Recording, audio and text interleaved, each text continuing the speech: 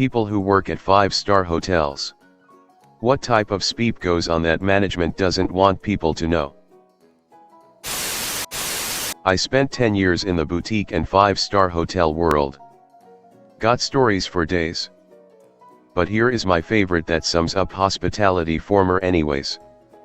Our concierge was Le Clef's door. Had all the connections. This dude could get you into the French Laundry same day. He would often greet guests with sangria and sprigs of mint from his garden. Sometimes he had lemon slices from his tree too. He loved to tell guests all about his garden and they ate it up. Yeah, that's all bulls peep. Mint, lemon, and any other garnish we got from the local grocery store. The sangria? Cheapest box stuff we could find. But he sold the story like no other. At the end of the day, it worked. I'm convinced most people don't know the difference between good and speepty liquor. I did wine sampling at stores and people would enjoy a wine until you told them it was 6. Or the opposite. It was gross until they found out it was 30. Here's one taken from the opposite end. I'm really bad at rolling joints. I left the speepty joint with my stash and papers on the dresser. I come back to a nicely rolled joint. I don't know if any was missing. But thank you Hard Rock LV staff. Ha. A joint effort. I'm reading these while laying in a hotel bed and I don't like this.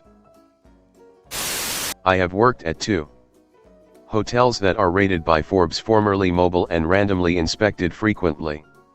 And there is a very specific checklist of things the hotel/restaurants must do/offer in order to keep their rating. We always had to be suspicious of any single diners because they could possibly be inspectors. So you could be a regular Joe Schmo, but if you are dining alone you are going to get the 5-star treatment. Once we had a particular woman staying at the hotel and somehow management figured out and confirmed she was an inspector. They literally took security cam stills and printed them out to give to all employees so we would know who she was. I still remember her name was Katrina. Something else interesting, one of the 5-star restaurants I worked at in a 5-star hotel would frequently be closed for private events. There was usually a contract written beforehand stating the group must spend a minimum amount of money. We got automatic gratuity on whatever that minimum was, but the goal was to go over so we would make more money. The people at the events usually didn't know these details, they weren't the ones paying, and towards the end of the night if they hadn't reached the minimum we would have to start pouring the most expensive wine and liquors to meet the goal. Who wants a few rounds of Macallan 25 doubles etc. And people still tipped cash on the open bars, so it was easy to walk away with $500 a night in tips after those parties. It was the easiest money I ever made. EDA, Macallan. Ha. Please forgive me, I am a lowly tequila drinker. If I've ever go to one of those hotels, I'll act suspicious then. Thanks for the tip.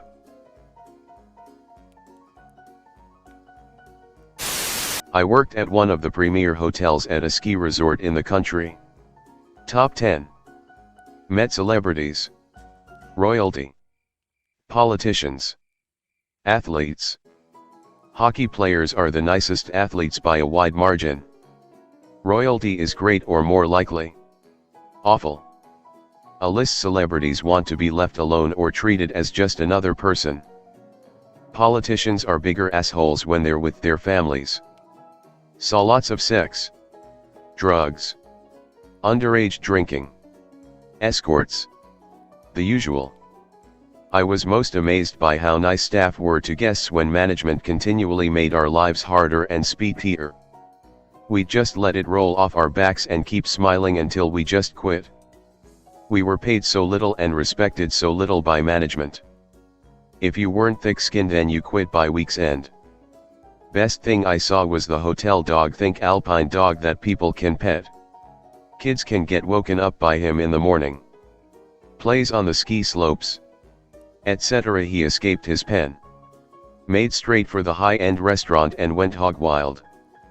Jumped on a few tables and scarfed 100 steaks like they were M&Ms. Me and another guy saw it. We worked during the ski day and cleaned up into the evening, so it was just him and I finishing up in our department at the time, which was by the dog's kennel. Both saw he was going to escape and we could have stopped it, but we just wanted to watch the world burn. Greatest day of work there by far. I worked at a Ritz-Carlton a few years back. It's literally the same as anywhere else. The hotel staff is amazing at their job. But on their personal time they're just as peeped as everyone else. The kitchen staff had a few folks with drug issues and had to be sent home a couple times because of it.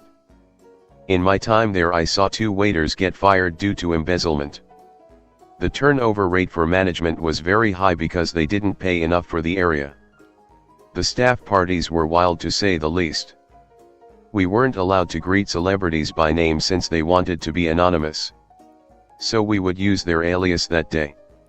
Some were greeted by prostitutes or escorts who were always super nice to everyone. A regular would rent out a room for a day, once a month, and make 30-40K that day from clients. Celebrities, business guys, you name it. Crazy. I've always wanted to know, how does a celebrity's alias for a booking get advised to the hotel? Does their assistant or whoever makes the reservation say that the booking is for Jeff Megastar or whatever the celeb's name is? But they will be traveling under Phil McCracken or whatever. And how does the person doing the check-in know that the person standing in front of them, who they may or may not recognize, is going to be under McCracken? I've worked with a few celebrities and athletes in the past, in a different capacity than hospitality. The ones I worked with always used fake names. Plus their room was actually reserved and paid for by their assistants, so their name never showed on paperwork. However, since they were listed as staying in the room, their name was added to the card. And that's where the fake name comes in. One guy, the late author Tom Clancy, always used the name of his lead character, Jack Ryan, when getting a room. Bedbugs. Every single hotel from run-down motels to 5-star resorts has dealt with bedbugs. And I've never seen one. How do they deal with them so quickly and effectively? My so worked for a fancy hotel. The building owners, not the chain. The actual building itself, came to visit. He was on the Forbes billionaire list. He was a nice man who had buffet lunches every day and tipped every staff members he saw a crisp 100. Every time he saw them. Housekeeper walking past, 100. Bartender setting up, 100. Shift swap, 100, on the way in and out. This is how you billionaire. Worked in 5-star hotels in Beverly Hills. Boy, do I have stories. Sheik picks up a hooker in the bar, takes her to his room. She roofies him and steals tens of thousands of dollars of cash, watches and valuables. Husbands who will say hello to staff with their mistress on their arm on Thursday night and their wife on Friday night. Famous teen celebrity left a room full of needles and various drug paraphernalia behind for housekeeping to clean up. Middle Eastern royalty ships in multiple Ferraris and Lamborghinis to the hotel from their home country to drive for the week. Caught drag racing later that night by the cops in the neighborhoods of Beverly Hills. Largest checkout bill I've ever seen was roughly $2 million for guest who rented out an entire floor of suites for 3 weeks. Promptly paid via wire transfer. Had to procure $100K cash for a guest whose wife wanted to shop on Rodeo Drive the next morning. The local bank doesn't even have that much. Had to get an armored car from the Central LA Bank branch to deliver. The list goes on. Never trust glass in rooms. GRA are so stretched thin on time that they will clean the glasses with the same rags they clean the bathroom. After all, their goal is to make the room look clean. I worked as a GRA in a 5-diamond for years, and there was over a year period that went by where we didn't get a clean glass delivery. We didn't have dishwashers in the room. So management was complicit. This was in a 5-diamond. One of the top resorts in the world. Never trust glass in hotel rooms. Suddenly the sealed plastic cups at Holiday Inn seem 5-star to me. When we see Instagram influencer on your booking, we roll our eyes. Dead people. In some places there's a reasonable chance somebody has died in your bed. Obviously it varies with the type of hotel and its clientele.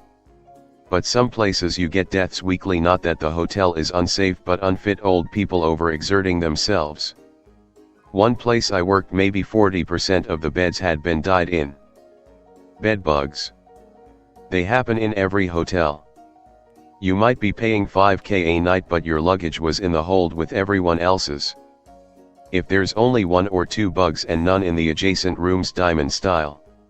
So above, below, and both sides, then you brought them in. You know what I never saw happen? Maid stealing. Everyone always points at the maids when they lose stuff, but we always found it. No way the maids are risking their jobs over your used iPad or mall jewelry. With tips they make pretty decent money. Tip about bed bugs. When you arrive, never put your luggage on the bed. When you arrive, keep lights off. Put luggage in bathroom. And then at the head of the mattress peel back the sheets and mattress pad. Bed bugs tend to congregate there, but scatter when there is light. If you find bed bugs, you can request another room. At a certain Beverly Hills hotel, where I valeted for a short amount of time, many stars' cars are just left there. They come and get them whenever. There was also a code name for Justin Bieber who visited often, I can't remember it. He picked it himself. His G-Wagon and a Bentley were just kept down there free of charge. Usher also left his bike there a few years back and has just never collected it. Coke. Lots of Coke. If it wasn't so bad for me, I'd drink it every day. What goes on the room next to you? This week we to evict and have arrested a couple for causing over $15,000 in damages to a room. This was done quietly late at night and the nearby rooms never found out that those balls of butter come pre-made, frozen in a plastic tub. I used to work events at hotels and one time we had a guest break their wine glass inside a water refill barrel. I left work for 2 weeks to go on vacation, and when I came back, all the glass was still piled inside the water refill barrel. People must have been drinking out of it because there were events booked while I was gone. I wrote travel guides to places in the Middle East, Dubai, Qatar, Bahrain, Oman, etc., and have stayed in lots of 5-star hotels around the world for work. The whole 5-star system is murky from the start. The manager at a top-class London hotel told me that the hotel grading system in general is utter nonsense. The problem, he said, is that the list of criteria to reach each of the star ratings is little more than a tick sheet, albeit with around 500 factors to consider. For example, one criterion for being considered 5-star is fresh flowers being present in guest rooms. But there's a huge difference between a big ornate display of orchids and a bunch of daffodils. The presence of either would technically tick the box, and in theory you could fulfill all the required 5-star criteria yet be hugely inferior to the hotel next door that offers all the same things but at a much higher quality and standard. The Forbes travel guide gave just 6 London hotels a 5-star rating, including the one my insider works at, but that means that fantastic hotels like the Ritz, the Langham, the Berkeley, and Mandarin Oriental Hyde Park are only 4-star. Are they really 20% inferior to the 5-star rated Al Bustan Rotana in Garhoud in Dubai, which is basically a business hotel near the airport? It's also difficult to maintain a consistent roll call of criteria as modern demands change. For example, Wi-Fi in the room is a relatively recent expectation, and what we expect as standard has changed over the years. So what constitutes luxury now has altered accordingly. When Savoy Hotel in London opened 1889, it was boasting about features such as electric lifts, speaking tubes to link each floor, and fully plumbed bathrooms. Now though, in the era of internet, crowdsourcing is often the most reliable way to judge somewhere. When hundreds of people on sites like TripAdvisor say a place is overpriced and terrible, then it doesn't matter what the official book says. And if a one-star hotel gets nothing but praise from 90% of the people commenting, there's your consensus of rating right there. Very interesting.